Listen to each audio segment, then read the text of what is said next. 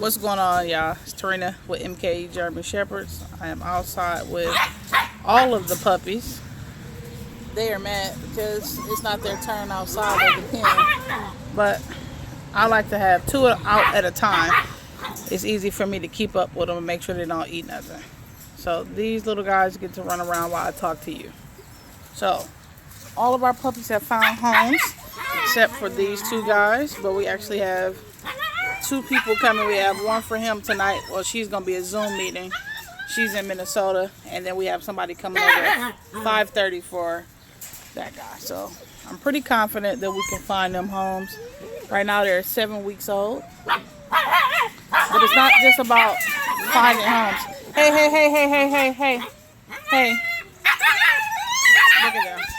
Just say, listen, y'all will get out next. This is what happened. You see all the boys going crazy, and look at the girl. Just chilling out. Just chilling out. I lost my train of thought, but I'm back now. So, what we do to find homes. Number 1, I don't just sell to anybody. Number 2, I don't sell to people who see the puppies and impulsively want to buy them, because puppies are by nature very cute, right? They're a baby animal, and who doesn't like that face? Look, who doesn't like that face? Everybody likes puppies, right? So we had the mailman come in, and he absolutely fell in love with them. But I told him no, we wouldn't sell a dog like that. Number 1, he was married and he hadn't asked his wife yet. Number 2, it was an impulse buy. It was, I see it, I want it, it's cute. Thank you, Anubis. I want to get him. So, no, I told him to go home and think about it. And, of course, it was the right decision. His wife was not ready for a dog. They had been talking about it, but just not quite ready yet. So, I always try to make sure that everybody is on board at the house, right? Kids included, because these will be a member of your family for at the very least, 10 years. Anubis, do not eat my flowers. Leave that alone. Riggs, you too. Riggs. They like to tear up everything. These little guys will be busybodies for at least 2 years, and it takes a lot of training and it takes a lot of patience to deal with them. So you want everybody at the house on board with it. That's how dogs end up at shelters, is that you get an impulse buy. They're cute for now until they get older or they start tearing up your stuff. And then they're not cute anymore, right? And then what do? You drop them off at the shelter because you can't deal with them. You didn't think about it enough. I want you to stop.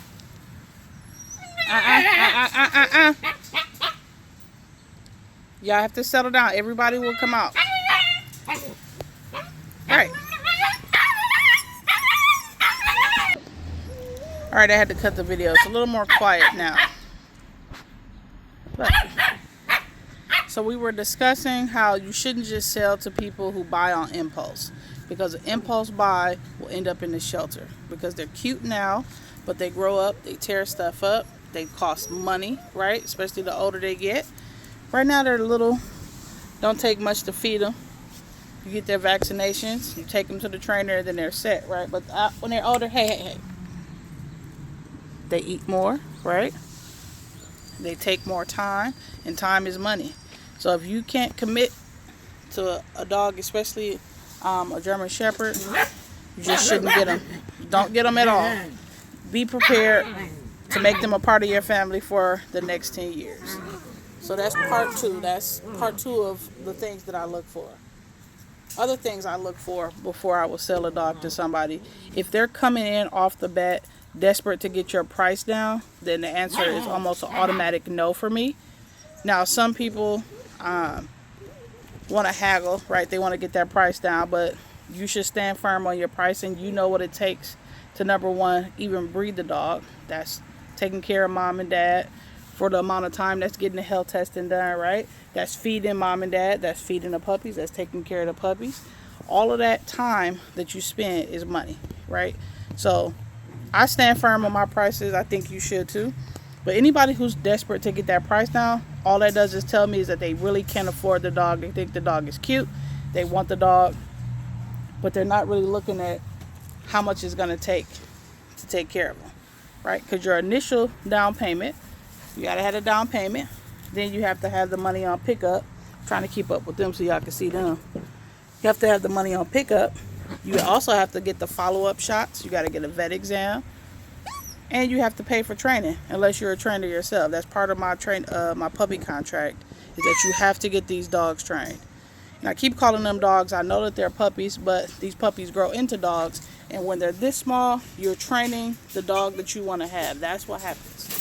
So if you let this puppy run loose and say, oh, he's cute, that's really cute, that he gets into socks and he gets into shoes and he doesn't listen when I call him. Well, eventually this dog is going to grow up. And I'm anticipating them to be just like that, at least 85 to 90 pounds. If they're anything like Big Brother, which I think that Sable guy will be, he'll be over 100 pounds by the time he matures. So you don't want an out-of-control dog. That's another reason why dogs go to the shelter. Well, I thought he was going to be different. I thought he would listen. He doesn't listen. He destroys everything. Well, yeah, because you're not taking care of him properly. One of the things you have to show me when you're coming to purchase one of my puppies is that you have a plan in place to take care of them. I'm not saying that you can't work and you have to be retired, which a few of my clients are retired. But I work, and sometimes I work 12 to 16 hours a day. Like this weekend coming up, I got 3 12s in a row. Well, who's going to take care of my dogs, right? Saturday is puppy pickup day. I have to make myself available, and I have to have a backup plan for people to take care of my dogs when I'm out. I can't leave them in a crate for that long. That would be inhumane for them, right? So you got to have a support system. That's one of the things that I ask. Do you have a support system when you come to pick the puppy up? If the answer is no and you work all the time, well, then my next question is, who's going to take care of the puppy when you're at work?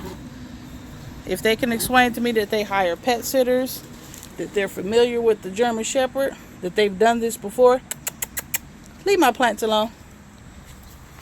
Then by all means, right? I'm not saying just because you work and you're single that you can't get one of my dogs. That's not what I'm saying. But I'm saying that you have to articulate that you already know, you've already done the research on what to do when you do work and when you get stuck over for overtime, because it happens to a lot of us.